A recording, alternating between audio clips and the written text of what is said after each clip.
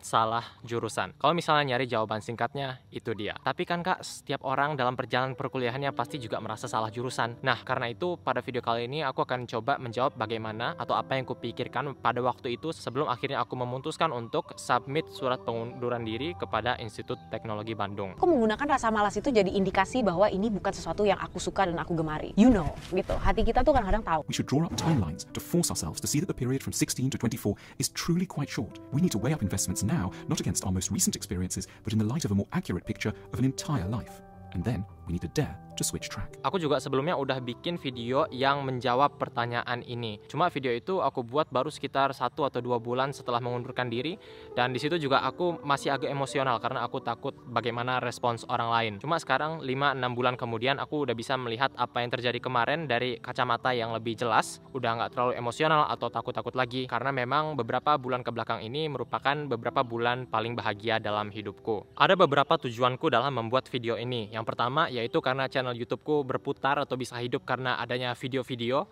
Kemudian yang kedua itu karena meskipun udah 5-6 bulan ke depan, orang-orang kadang-kadang masih ngira bahwa aku masih berkuliah, atau orang-orang masih mempertanyakan statusku saat ini tuh seperti apa. Jadi semoga berikutnya kalau ada yang nanya lagi, aku bisa berikan video ini. Kemudian juga sejak berita bahwa aku mengundurkan diri itu kemana-mana, ternyata banyak juga orang yang merasa apa yang kurasakan sebelumnya, yang coba reach out ke aku lewat DM dan sebagainya. Sayangnya memang aku nggak bisa ngejawab satu-satu secara mendetail per kasus seperti itu. Jadi aku di sini bakal coba jelasin aja apa yang terjadi kepadaku.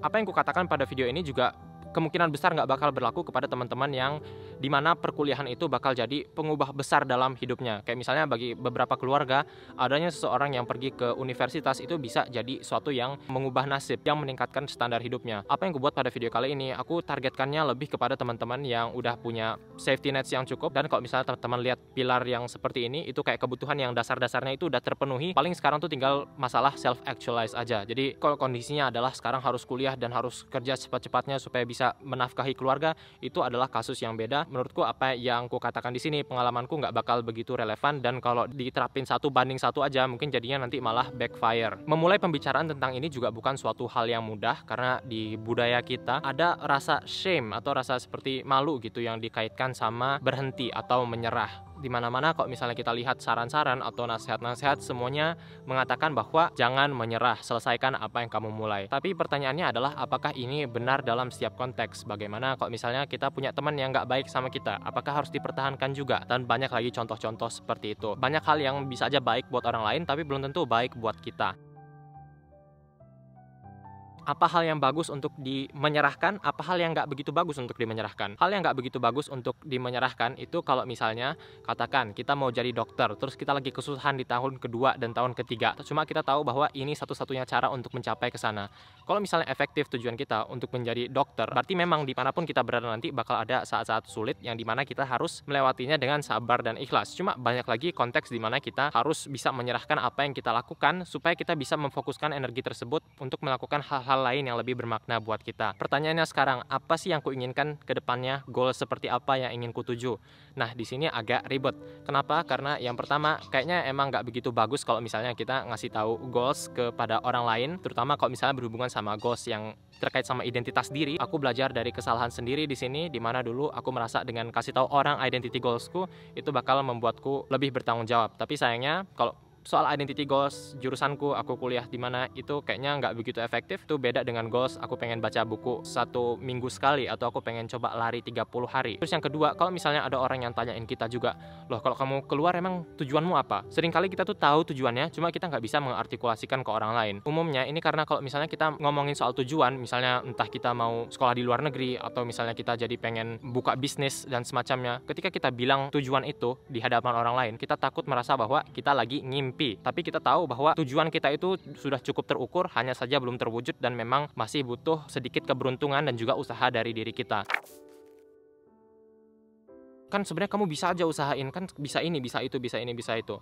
Nah, itu agak sulit juga untuk dijawab karena ini bukan masalah bisa atau nggak bisa, cuma masalah kayak opportunity cost yang apa yang akan dikeluarkan. Kalau misalnya aku melanjutkan kuliah bisa aja, cuma apa yang aku korbankan. Nanti mungkin karena aku udah tahu dari sekarang aku nggak pengen jadi engineer, nanti aku harus sekolah lagi, cari ini lagi, cari itu lagi. Atau kalau misalnya teman-teman mau coba lagi untuk daftar beasiswa, yang bikin bingungnya bagi kita yang merasa salah jurusan, ketika kita tanya kepada orang yang dulunya salah jurusan tapi menyelesaikan studinya, semuanya akan mengatakan bahwa mereka merasa bersyukur akan keputusan itu. Karena memang orang yang sudah salah jurusan cuma menyelesaikannya dan sekarang jadi dapat katakan pekerjaan yang jauh lebih baik atau jadi bisa buka bisnis yang omsetnya miliaran, itu semuanya bakal merasa, oh aku berterima kasih karena aku salah jurusan jadi aku bertemu dengan path seperti ini. Coba kalau misalnya kita tanya, Kak, Bang, Om, Tante, kalau misalnya sekarang pindah karir ke karir yang lebih relevan dengan jurusannya dulu, kira-kira mau nggak? Pertanyaan seperti itu yang kira-kira bisa merepresentasikan apa yang kita alami sekarang.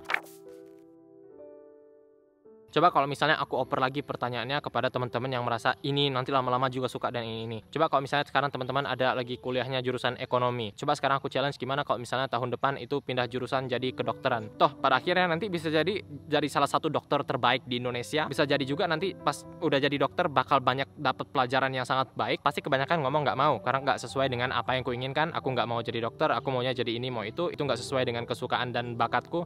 Dan itulah perasaan yang banyak orang yang salah jurusan rasakan.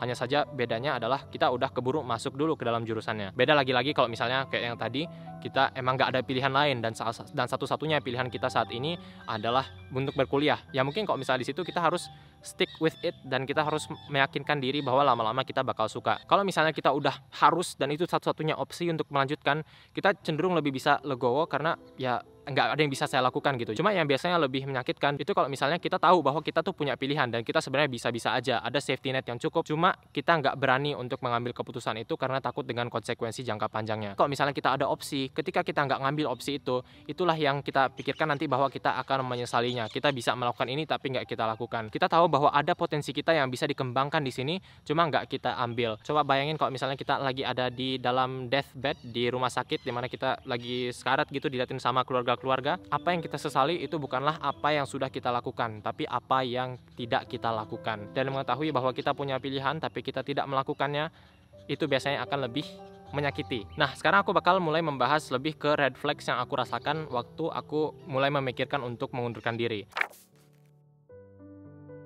Red flags yang paling besar yaitu adalah aku kehilangan rasa penasaranku untuk belajar. Ini adalah red flag yang besar bagiku karena aku tahu bahwa aku tuh orangnya nggak males, alias kayak males untuk semua hal yang aku lakukan, males untuk hidup dan sebagainya. Aku tahu bahwa dalam banyak sekali bidang yang aku geluti, aku bisa aja sangat-sangat penasaran dan bisa menghabiskan berjam-jam belajar sampai lupa waktu. Entah kenapa dengan apa yang aku pelajari di tahun pertama dan ketika aku melihat silabus-silabus berikutnya, aku nggak merasa bahwa ini adalah topik yang pengen aku dalami. Alias aku nggak ada rasa penasaran sama sekali. Kalau misalnya belajar itu aku rasanya tuh kayak cukup belajar yang di surface-nya aja. Memang aku merasa takjub dan tertarik dengan ilmunya, tapi ketertarikanku dengan ilmu itu, aku kemudian menyadari bahwa itu adalah ketertarikanku kepada semua ilmu. Jadi bukan sesuatu yang pengen aku dalami dalam jurusan, tapi lebih kayak ke bagaimana aku mengagumi dunia kedokteran, bagaimana aku mengagumi dunia perfilman. Itu ada rasa kayak takjub yang seperti itu, bukan rasa penasaran bagiku untuk menggalinya lebih dalam. Memang nanti pasti ada yang bilang, kan sekarang tuh kalau misalnya kerja nggak harus sejalur sama jurusannya, kan bisa aja nanti tuh pindah 180 derajat pun aman. Itu memang sangat mudah dikatakan kalau misalnya lulus itu segampang lulus terus langsung pindah kerja. Masalahnya adalah untuk lulus itu juga kita butuh effort, mendedikasikan waktu dan tenaga kita untuk bisa belajar ilmu-ilmu tersebut supaya bisa lulus ujian dan dapat indeks yang baik. Kita belajar di demand untuk setidaknya belajar sekitar 47-50 jam per minggu, tapi kita melakukan itu dengan mindset di kepala kita bahwa oh nggak apa-apa, nanti aku habis lulus juga bakal pindah jurusan. Kalau merasa bahwa karir nantinya juga bakal belok patah, kenapa kita nggak mempertimbangkan untuk invest 3-4 tahun itu untuk belajar sesuatu yang langsung lebih terkait aja sama karir yang kita bayang-bayangkan nanti. Kenapa kita harus mati-matian juga belajar dan nanti tetap dapat indeks juga, yang mana indeks itu belum tentu bisa kita gunakan untuk daftar sekolah lanjut. Memang ada aja di luar sana yang bisa melakukan pertama jurusan sains, kemudian dia bisa juga sangat-sangat hebat dan excel di ekskul-ekskul atau unit-unitnya yang lebih berhubungan sama IPS. Cuma itu bukan apa yang terjadi kepadaku. Pertama, aku juga sadar diri aku nggak sepinter atau sehebat mereka. Kemudian bagiku juga waktu itu cukup valuable. Bagi orang lain ya itu tidak masalah, tapi aku nggak merasa bahwa aku harus melakukan dua-duanya. Kalau misalnya aku bisa memilih dan punya keleluasaan untuk pilih satu yang memang aku benar-benar suka. Kemudian aku juga mulai berasa bahwa aku yang SMA dan aku yang sekarang atau aku yang waktu itu lagi kuliah itu udah dua orang yang berbeda dengan akses kepada opportunities dan peluang-peluang yang berbeda pula. Waktu aku atau teman-teman dulu waktu SMA mungkin kita memilih suatu jurusan karena itu informasi yang terbaik yang bisa kita dapatkan. Kayak misalnya dulu alasanku untuk memilih jurusan teknik itu bukan alasan yang begitu tepat, dimana aku memilihnya karena oke, kayaknya ini bisa jadi jurusan yang memberikanku jaminan untuk masa depan. Dan itu memang benar. Aku melihat di sekelilingku, di dalam komplek di mana aku bikin video saat ini, ayahku dan banyak tetanggaku yang juga lulusan dari FTMD ITB, di mana sekarang tuh hidupnya tuh terlihat bahagia, fulfilling, dan juga udah cukup dari segi materi dan juga kebutuhan kejiwaannya. Cuma kesalahanku di situ adalah aku nggak menempatkan faktor me-nya, faktor akunya ke dalam persamaan tersebut. Jadi aku melihat apa yang di sekelilingku, terus aku mengasumsikan bahwa aku juga akan seperti mereka. Tentunya itu pada akhirnya terbukti salah. Jadi kalau misalnya aku balik ke SMA lagi, aku bakal memperlakukan research tentang jurusan ini dengan lebih serius. Pasti juga kalau misalnya ngomongin salah jurusan, nanti tuh bakal disalahin, oh itu kan salah kamu tuh nggak research, kamu nggak banyak cari tahu ini. Cuma bisa aja waktu dulu kita udah research sedalam apapun, kita udah punya Excel dengan berbagai tabel ini itu, kita udah tahu segala fakta dan apa yang harus diketahuinya. Cuma saat itu diri kita belum siap, mata hati kita belum terbuka untuk mengimplementasikannya. Kayak misalnya untuk makan sehat, kita tahu kita harus makan banyak sayur, makan banyak buah, 4 sehat 5 sempurna dan ini. Kita belum mengimplementasikannya karena memang kita belum siap. Dan kesiapan itu seringkali bukan masalah kita nggak research, seringkali itu karena memang kita belum melewati suatu pengalaman yang transformatif, pengalaman yang mendorong kita untuk merasa, oh saya udah cukup di sini, saya harus mengambil suatu tindakan. Dan itu biasanya yang terjadi sama anak-anak SMA yang mau pilih jurusan. Mereka sebagaimanapun udah di research, seringkali kita termakan oleh bias-bias yang udah keburu tertanam dalam diri kita, dan kita bisa aja nggak menyadarinya sampai 2-3 tahun ke depan karena memang kita belum siap untuk memproses informasi itu. Kalaupun kita udah research sedalam apapun, 99,9% pilihan jurusan kita bakal sama karena ya kita nggak mau denger apa-apa waktu itu. Untuk kasusku, ketika merasa, oh kayaknya aku salah jurusan, itu aku nggak langsung berpikiran untuk submit surat pengunduran diri. Yang kupikirkan waktu itu adalah, oh ini pertama mungkin gara-gara adaptasi kuliah. Kemudian aku juga memikirkan bahwa, oh mungkin ini karena aku kurang kenal sama ilmunya. Jadi yang aku lakukan waktu itu adalah, aku berusaha dulu untuk mencintai ilmu tersebut. Jadi yang aku lakukan adalah, aku banyak nonton video soal engineering, aku banyak dengerin podcast, ikut-ikut webinar, ngomong sama orang-orang yang ahli di bidangnya. Bahkan aku juga sering kalau ditanya tuh, aku jawabnya dengan sangat passionate. Kayak misalnya, kenapa kamu pilih jurusan ini? Oh, aku pilih jurusan ini karena aku sangat menyukai ini itu. Cuma sekarang aku menyadari bahwa aku mengatakan itu sebagai upaya bagiku untuk afirmasi kecintaanku kepada ilmu tersebut. Kan kita diajarin untuk self affirmation, ngomong ke depan cermin, aku ganteng hari ini, aku percaya diri, aku jago ini, jago itu. Apa yang kita katakan itu nanti bakal tercermin dengan perilaku kita. Dan itu yang kulakukan dengan jurusanku waktu itu. Aku merasa bahwa aku sangat suka ini, aku sangat takjub dengan ini, dan aku pengen mendalami ini. Itu salah satu upayaku untuk bagaimana nanti apa yang kukatakan itu termanifestasi juga dengan tindakanku. Tapi lagi-lagi kayaknya kalau misalnya soal kasus seperti ini, sebagaimanapun kita berusaha, emang ada ketertarikan intrinsik yang lebih sulit untuk dibangun. Terus juga ketika aku mulai mempertanyakan soal mengundurkan diri ini, orang-orang banyak yang bilang, ini kan masih tahun pertama, masih baru kuliahnya, gimana kalau misalnya ditunggu aja. Aku mulai merasakan salah jurusan itu semester 1, cuma aku rasa oke lah, aku coba kasih semester 2, mana tahu aku lebih terbiasa. Cuma lagi-lagi tebakanku salah. Dan kenapa aku memutuskan nggak lanjut lagi? Karena ya kalau misalnya mau keluar, kenapa tanggung-tanggung gitu? Kenapa aku keluarnya pas badanku airnya udah sampai dada? Kenapa pas waktu baru sampai lutut gitu aku nggak naik aja? Nah, soal ini itu ada buku yang sangat bagus yang akan membantu teman-teman menjawabnya. Itu buku Seth Godin, judulnya The Dip. Aku saranin teman-teman baca bukunya atau tonton aja kayak video kesimpulan 5-10 menit. Di situ dijelasin saat-saat yang baik dan saat-saat buruk untuk keluar. Dan kalau katanya kalau misalnya mau keluar tuh ya keluar dari awal. Pilih dari awal kalau menurutmu ini nggak worth it untuk diperjuangkan. Jangan pas kita tengah-tengah lagi berjuang baru kita memutuskan untuk keluar. Syukurnya aku waktu itu masih di awal-awal dan aku belum masuk ke dalam kurva dipnya gitu. Jadi lebih aman bagiku untuk keluar. Memutuskan untuk keluar dari jurusan itu sama aja dengan membuat keputusan di bagian hidup lainnya. Kita membuat keputusan itu bukan karena kita tahu ini bakal berhasil atau enggak. kita membuat keputusan untuk pilih jurusan, untuk tinggal di kota A, untuk masuk sekolah ini, itu karena berdasarkan pengalaman dan apa yang kita tahu, kita prediksi bahwa ini yang bakal bisa memberikan return yang paling worth it bagi kita. Sama juga dengan ganti jurusan, pindah jurusan ini. Kita nggak bakal tahu ini adalah keputusan yang teraman, atau kita nanti bakal jadi orang yang sukses di bidang kita berikutnya, atau kita mendapatkan apa yang kita inginkan. Kita nggak tahu semua itu. Tapi lagi-lagi, kalau misalnya mau berhasil di bidang manapun, pasti memang ada risiko yang harus kita ambil, dan kita harus berani untuk mengambil risiko itu. Belajar dari pengalaman, bisa jadi jurusan kedua atau jurusan ketiga kita itu belum cocok dengan apa yang sebenarnya kita inginkan, dan itu wajar juga kalau misalnya kita punya keinginan untuk berpindah lagi. Cuma mungkin ya nanti kalau udah masuk jurusan kedua, jurusan ketiga, itu kewajiban dan tuntutannya itu udah berubah. Kecuali kita emang anak konglomerat yang semuanya udah aman, kemungkinan kita untuk keluar jurusan lagi pun juga semakin kecil. Jadi jangan terlalu dikhawatirkan. Dan sebenarnya salah jurusan dan salah karir itu sangat normal. Ini terjadi kepada mayoritas orang yang berkuliah, yang bekerja. Cuma memang kalau ditanya, semua orang akan bersyukur dengan keputusannya, karena ya kita tuh nggak mau kan umur hidup merasa menyesal terus. Seperti apa yang mungkin teman-teman lihat di dalam comment section di YouTube ini, atau mungkin ada yang ngoper pembicaraannya ke Twitter atau media sosial lain, pasti di situ bakal banyak pendapat yang berbeda. Karena memang apa yang kukatakan dalam video ini itu aku buat berdasarkan pengalaman hidupku dan juga values yang aku tanam dalam diriku. Jadi saranku adalah jangan coba untuk mengikuti perkataan setiap komen yang ada. Jangan mentang-mentang namanya nasihat atau kritik itu kita tangkap semuanya. Kita memang harus terbuka kepada semuanya, tapi apa yang nanti jadinya kita ambil beneran itu harus kita filter lagi. Pada akhirnya dalam keputusan ini emang nggak semuanya bisa dilogikakan seperti itu. Keputusan final akhirnya seringkali itu harus bergantung kepada gut instinct atau kayak kata hati dalam bahasa Indonesianya. Aku juga dalam membuat keputusan ini udah berbicara kepada pertama orang yang nggak suka jurusannya tapi memilih untuk lanjut dan lulus dengan indeks yang bagus. Kemudian yang kedua itu adalah orang yang nggak suka dengan jurusannya dan memutuskan untuk mengundurkan diri untuk daftar di tempat lain. Yang aku lihat dari kedua orang ini adalah semuanya sama-sama bahagia dengan keputusannya masing-masing. Jadi ini bukan mana keputusan yang benar atau enggak. Yang terpenting adalah kita secara sadar membuat keputusan ini, tidak membuat keputusannya saat kita lagi di masa-masa yang emosional. Jangan buat keputusannya pas kita lagi kesusahan, lagi mau ujian, lagi ini, lagi itu.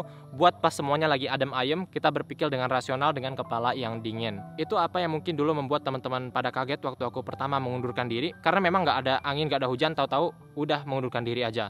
Tapi aku di situ udah melewati fase emosionalnya dan aku udah masuk tahap dimana aku bisa berpikir dengan rasional dan kepala yang dingin, dan disitulah baru aku pull the trigger.